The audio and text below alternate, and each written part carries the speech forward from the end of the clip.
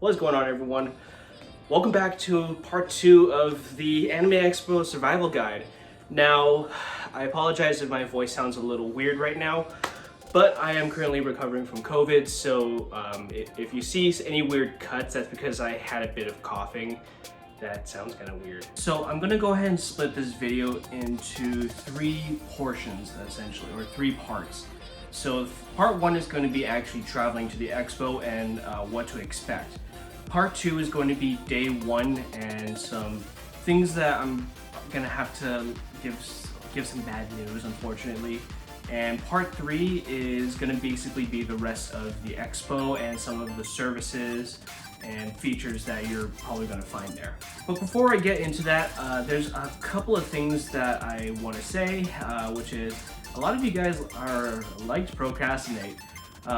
When I made part 1, I wasn't expecting it to be very popular in general, which was mostly true up until about 2 months ago when all of a sudden the view count exploded. That tells me that some people are kind of procrastinating about this. It's okay, I'm guilty of that all the time. And part 2 is in my part 1 of the Anime Expo Survival Guide. I forgot to mention the Anime Expo mobile app. So this may come as a bit of a surprise, but Anime Expo does have its own mobile app, which is available on the Apple and Android store, and it's completely free. The app is pretty simple. What it does is it's a bit of a event planner for you. Especially for people who have gone to the expo multiple times like me and are now starting to see panels, we have to sort of find a way to, well, event plan. The nice thing about the Anime Expo mobile app is that it combines map, guide, and planner all in the same thing. Right now it's in maintenance mode, so you're not going to see anything when you download it.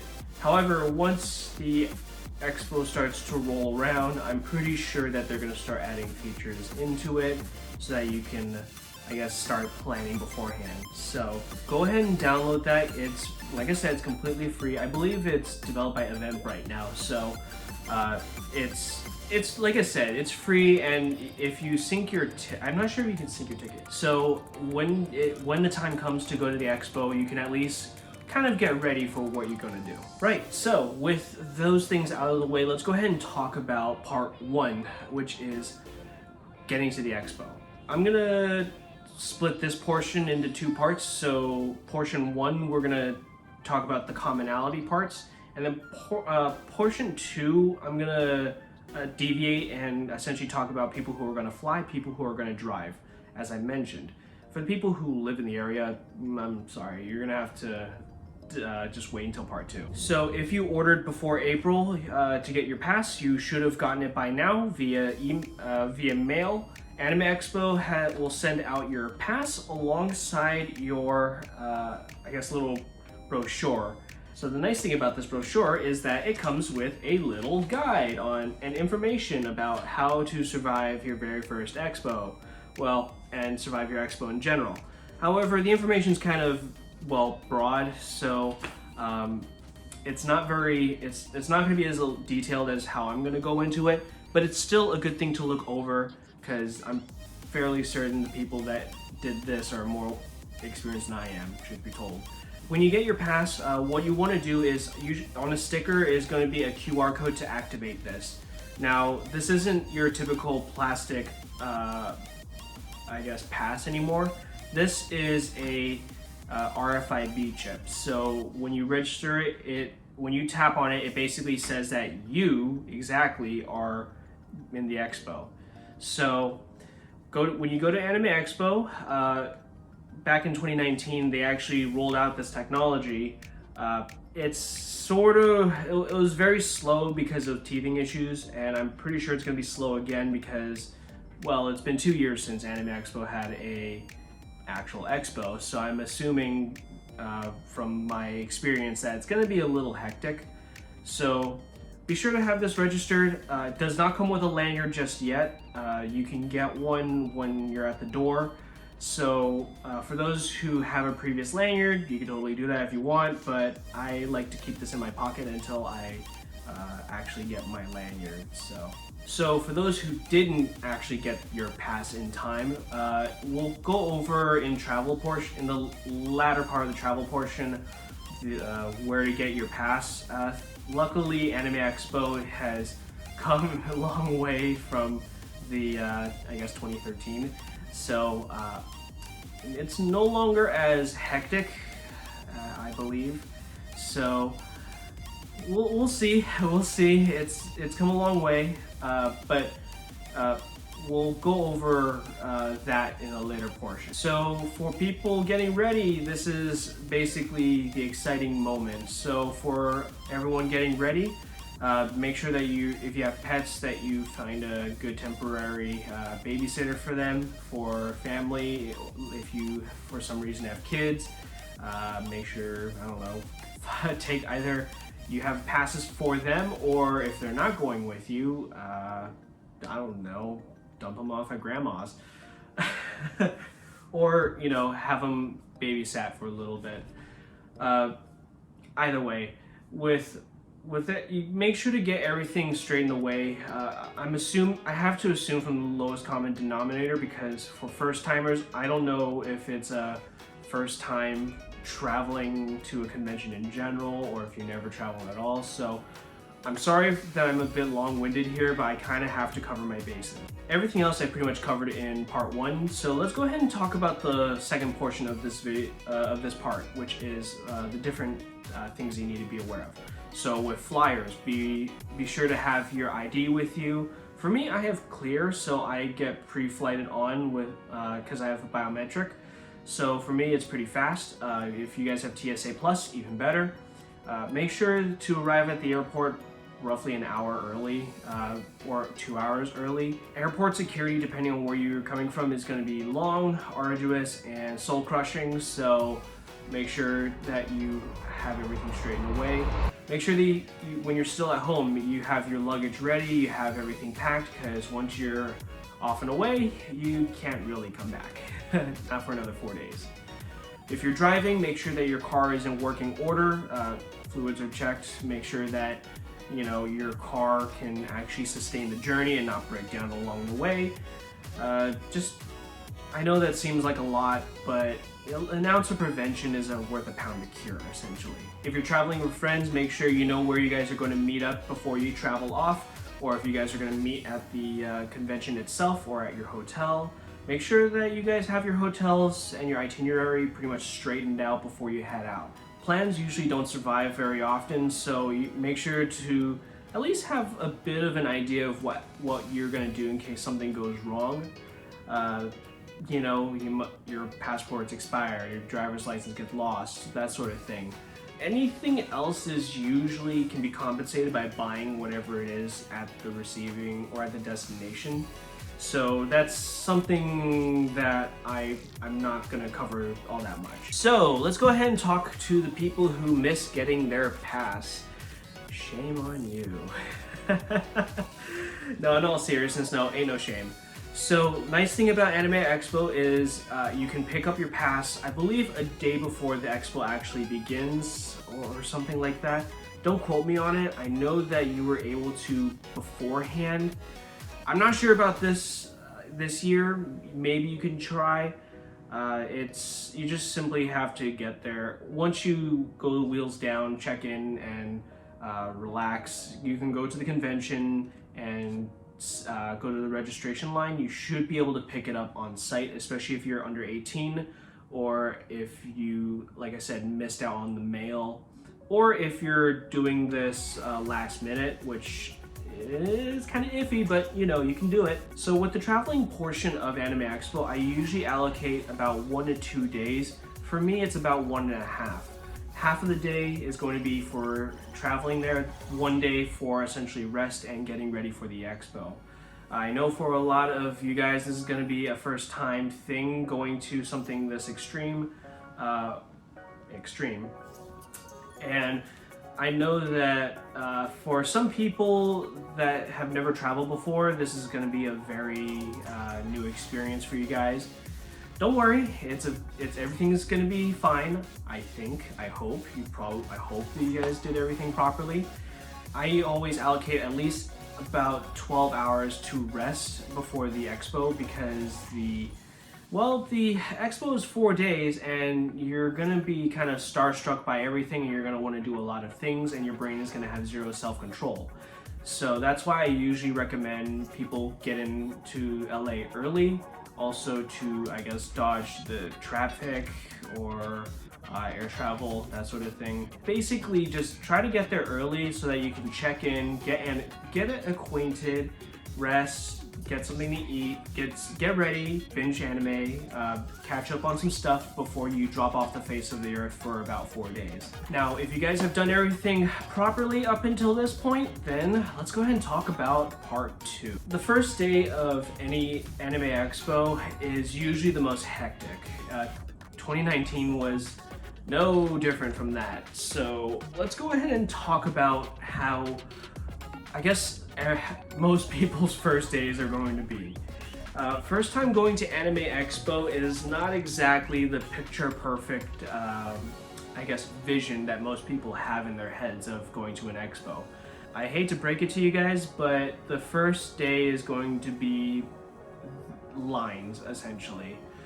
I know that with Anime Expo they've been progressively getting the lines to be faster, which is a good thing, but let's be honest, at the time of this video, if you're looking at the date and looking back, it's 2022, we're on the way, we're basically in the final years of the pandemic, so Anime Expo is knocking off the rust and getting kind of back into the swing of things.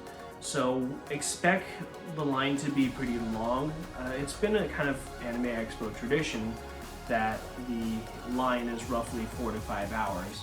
Sometimes this isn't always the case. I do remember a time back in like 2016 when the line was really fast. It was really fast. So I got lucky during that time. Truth be told, it's more of a luck of the draw on whether the line's either going to be really long and slow or very short and fast, or something in the middle.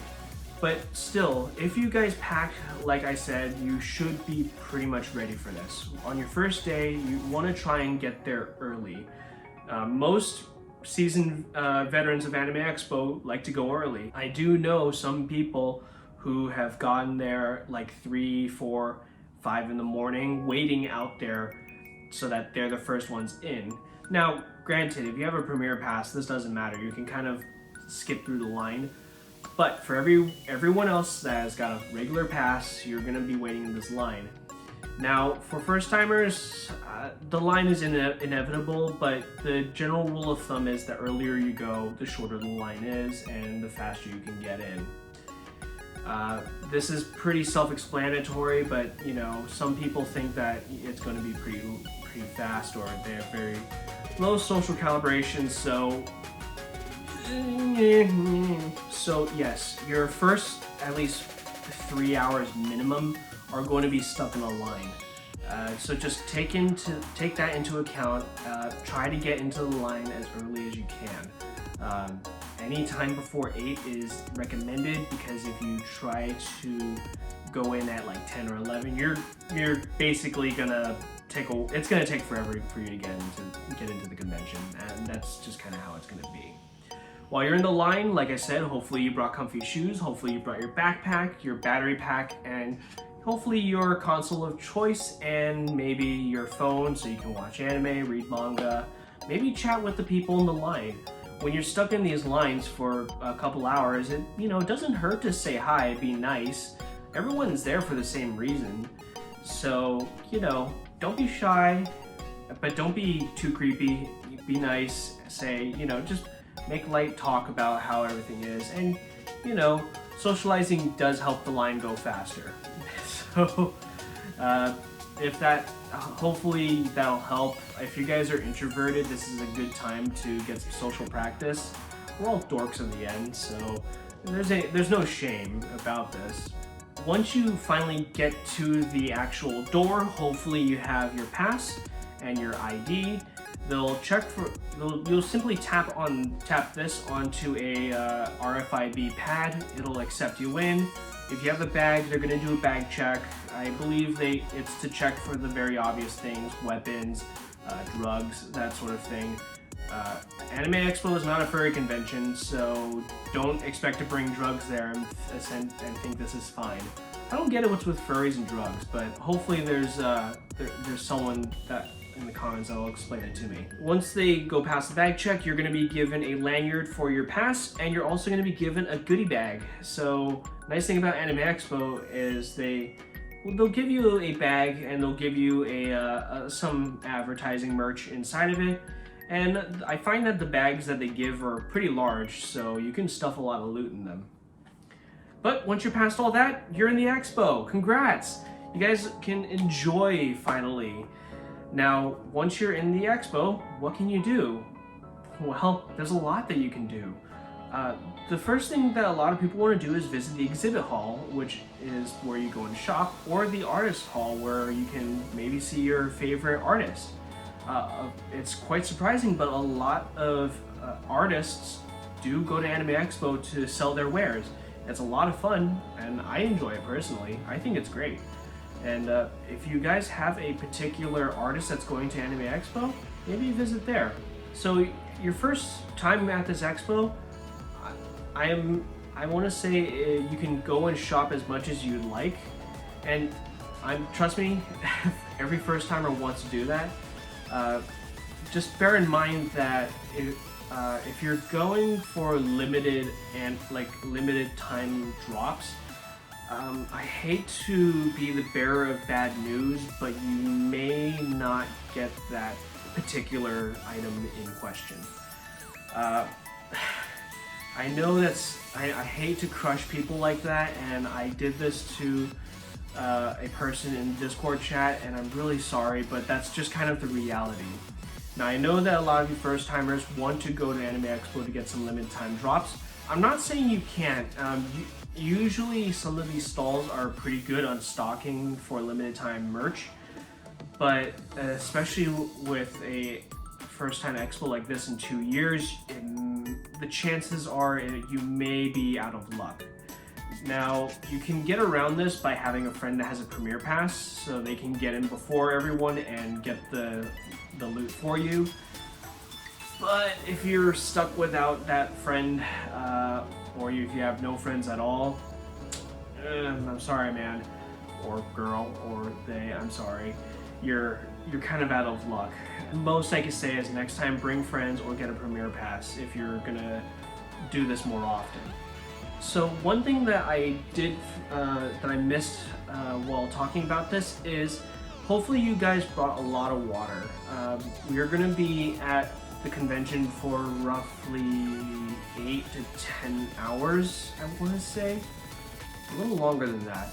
The expo is kind of deceiving. What I mean by that is you're so excited, you kind of forget about a lot of things like wanting to get some water, getting something to eat, and I highly recommend you bring your own water or some sort of drink. The refreshments that the expo sells are marked up because it's expo price. So if you want to get a $5 soda, that's totally on you, but that $5 soda could be used, that $5 used could be for another figurine or a patch or something along those lines. So if you want to help save your budget, I definitely recommend basically keeping some water on hand or some granola. Something light, digestible that you can keep with you. Some other things to be aware of on your first time is pace yourself. Anime Expo's the first day of Anime Expo is always exciting. You want to do everything. You want to see everything. I want to say is tap the brakes. You guys got 4 days to enjoy this. And I want to say is that aside from the hunger and thirst parts where you may skip out on, another part is you might get a little overwhelmed by it all. And it's okay to take a moment, sit off to the side, catch your breath. It's a very exciting time. Just be aware know what you want to do first before you kind of rush headlong into it. Now that we have that out of the way, try to pace yourself and know your limits. I know people's first day, they want to see it all. Like I said, you want to see it all, but like I said, try to bring it back, slow down, and if it's too much, just go back to the hotel and rest. You got 3 more days. So now that we're past part 2, let's go ahead and talk about part 3, about the rest of the expo. So there's a lot to do at these expos that, well, really necessitates 4 days. So once you're past day 1 and you kind of gotten a taste for everything, well, now you can kind of pace yourself and see what you want to do. Now, I know a lot of people's first times is to go shopping, and go figure. The exhibit hall is massive, and so is the artist hall. You want to get that commission for your favorite Genshin Impact character, or you want to go and get that limited time figurine. Try to do that on the first 2 days, and then there's some other stuff that you could do.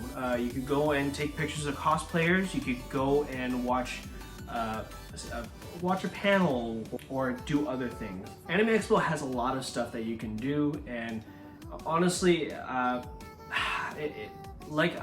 trying to talk about this portion is it's a little daunting, but we'll get there. We'll explain what there is to do when we're there. So yes, a lot of first timers, what they want to do is you want to go and shop, and that's probably going to be your first experience. But for everyone else who's a little more curious of what else there is to do, well, let's go ahead and talk about it. So the first thing, like I said, is you can go and find cosplayers that take pictures. What's a lovely thing about Anime Expo is they do have cosplay meetups. So if you guys are doing a light cosplay, which we'll talk about in part 3 of part 3 of my series, cosplaying is a very, very fun thing to do at these expos. However, it can be one of those things with strings attached. If you're trying to take pictures of cosplayers, there's some courtesy that you need to be aware of. Number 1, always ask to take their picture. And 90% of the time, the cosplayer is always going to say yes. Cosplayers live for this shit. Now once they say yeah, give them a moment to get into a pose, and then get yourself into a position to get ready to take that picture. Then take the picture, say thank you, and move on.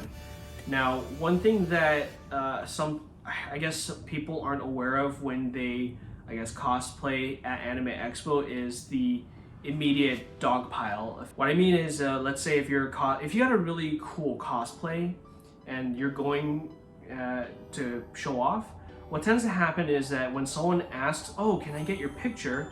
When you get into a pose, all of a sudden, not just one, but multiple people will essentially surround you and start to get pictures.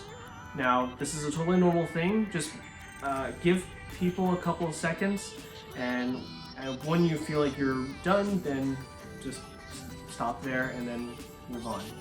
Now, the one thing you do not want to absolutely do is just immediately go up to someone and take a picture. That's pretty rude, and let's be honest, it's a kind of bit of it's a personal peeve of mine as a cosplayer as well. When I cosplayed at my local convention, people will just walk up and go click while I'm and get in my way, or with a flash and kind of disorient. Don't do that. Be courteous to the cosplayer, and for the cosplayer, just be aware that you are probably going to be stuck in place for a little bit until it's all over. Aside from cosplay, there's also the entertainment hall. So the nice thing about entertainment hall is Anime Expo does a pretty decent job of having a lot of stuff that you can do. Now, for those of you who are still cosplaying, they have a lot of cool backdrops that you can use to take photos with your friends or for yourself. It's a really lovely thing that Anime Expo does for the cosplayers. You also have board game areas, you have obviously LAN servers. I have made a lot of people very salty running around as a Nova main in CSGO, so there's that to kill time. You also have panels. Panels are they're a lot of fun, but I can see why a lot of people for their first couple of expos don't really want to go there yet. But it's a lot of fun, especially for certain animes that you are a fan of. For me, I am a huge Gundam fan. I believe 2017, my cousin took me to the Thunderbolt season premiere, which was amazing. They had a raffle. A lot of these panels will also have raffles. They'll have merch that you can win. And also, you're in a group, or you're in a room with people that share the same interests as you. So there's no shame in it. For 2019, when I brought my friend to convert him, he's a huge fan of Cat Girls, so I took him to the Nekopara season premiere. Fun times. That's just the tip of what there is for essentially what you can do at the convention, and it's so much fun, and I totally recommend people go and try at least one of everything. Now, realistically, you're probably not going to be able to do it all, but hey, that's why we always come back to these conventions. Now, there are some wonderful things that Anime Expo has for services. Anime Expo has a cosplay repair center, so for those of you who are cosplaying, well, luckily for you, if you break something, you can head there, they'll help you out, they'll fix it. They usually have sewing kits as well. It's a wonderful place to go and fix up your cosplay that has been broken or is wearing down a little faster than you thought it would. And I believe it's usually located on the second floor in one of the hallways. Just check on the Anime Expo app. Once it's up, it'll usually have, I believe, usually it's like 1 or 2 repair shops for cosplayers. Some other things are the ticketed events. So for example, there are some nightlife experiences that you can go to, some 18+ events, and there are also the butler and maid cafes, which are which, while I haven't gone to yet, I am looking forward to trying to go this year. I know that they're basically the same thing as you would find in Japan in terms of butler and maid cafes. They're exactly what they say on the tin. And yeah, aside from that, that's pretty much what I can come off the top of my head. In terms of food and refreshments, there is the convention's catering services. It's got very basic, like, convention food, pizza, hot dogs, a lot of very easy to quick and eat food. Outside, usually there's a lot of food trucks that hang out around there, so if you want to eat there, there's also that. And then beyond that, if you're waiting in line, usually there are vendors that are hanging out. There are usually vendors that are hanging out along the line selling bacon hot dogs. And I've had one, they're actually pretty good. So there's that. So we are pretty much up on all 3 parts. Hopefully you found this portion of the survival guide just a little helpful, or maybe very helpful. Some other things that I guess I couldn't put in the portion parts is one thing that you're gonna not realize is how fast time flies when you're doing these sort of conventions. You'll start in the line at like 8 in the morning, and then you'll be leaving at like 6 in the afternoon wondering, wow, where did all the time go? It's a lot of fun. I totally recommend it. The one thing that I'm a little peeved about Anime Expo is the lack of places to sit, but that's mainly because, well, 250,000 people crammed into a building.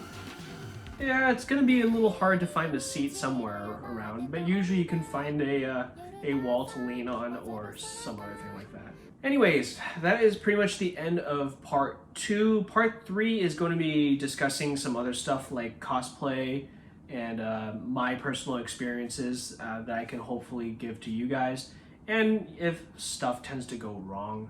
Hopefully you guys found this video informative. Without the way, take care, and I'll see you guys in the next video.